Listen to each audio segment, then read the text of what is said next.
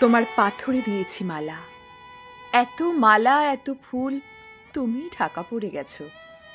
তুমি পাথর না হলে রাগ করতে। ৫৬ বছর আগের এক মধ্যরাতে এলগিন রোডের ৩ তলার ঘরে আলো জ্বলছিল। চাদর গায়ের এক ছায়ামূর্তি পায়চারি করছিল অবিরাম। বাইরের রাস্তায় ইংরেজ পুলিশের চর সতর্ক সজাগ চোখে দেখছিল। তার সব সতর্কতাকে বুদ্ধু বানিয়ে তুমি তখন অন্ধকার চিরে ছুটে চলেছ আলোর পথে। দেশের মানুষ, কাকপক্ষী কেউ টের পায়নি। তুমি চলে যাবার পর ৫৬টা শীত, বর্ষা, গ্রীষ্ম উধাও।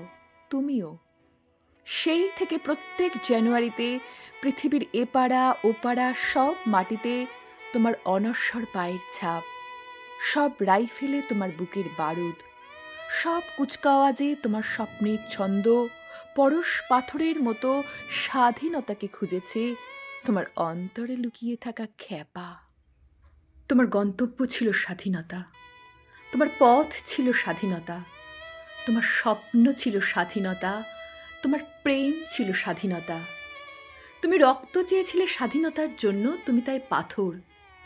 যারা স্বাধীনতার আড়ালে চেয়েছিল গদি, চেয়েছিল সিংহাসন, ইংরেজদের ছেড়ে যাওয়া লুটের রাজ্যপাট, তারা রইল সুখে।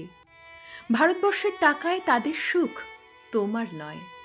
ভারতবর্ষের অফিসে আদালতে তাদের ছবি, তোমার নয়। ভারতবর্ষের সংবিধানে তাদের শৈশাবুদ, তোমার নয়। ইংরেজ গরিব মানুষকে পায়ের নিচে রাখত, আমরা বড়লোকদের মাথায় করে রেখেছি। স্মাগলার কিংবা ডাকাতকে জোর হাতে সভাপতির আসনে আহ্বান করেছি। ইংরেজ এদেশের ধনসম্পত্তি লুট করত, আমরা দেশটাকে বেচে দিচ্ছি। ইংরেজ দিয়েছে চাবুক, লাঠি, গুলি, আমরা দিয়েছি মাস্তান, মাফিয়া, নেতা আর বুলি। ইংরেজ দিয়েছে কালাপানি, সেলুলার জেল, আমরা দিয়েছি টিভিতে সুপারহিট মোকাবিলা আর আইনসভায় আয়ারাম গয়ারামের খেল। ৫৬ বছর আগের এক মধ্যরাতে পরাধীন এই দেশ ছেড়ে তুমি চলে গিয়েছিলে স্বাধীন এক স্বদেশে ফিরে আসার স্বপ্ন নিয়ে। তুমি ফিরে আসনি, স্বাধীনতা এসেছে। তার কাঁধের ঝুলি ভরে নিয়ে এসেছে ভোট নামক রাজস্ব যজ্ঞ, গণতন্ত্র নামক চিরায়ত মাৎসন্যায়, প্রগতি নামক লোক ঠকানো স্ট্যাটিস্টিক্স, সংহতি নামক বিস্ফোরণের চুরমার, ঐতিহ্য নামক মন্দির মসজিদের ঝগড়া আর সমুদ্র হিমাচল ভরিয়ে দেওয়া ভাষণ, ভাষণ আর ভাষণ। ৫৬ বছর ধরে তুমি পাথর হয়ে আছো।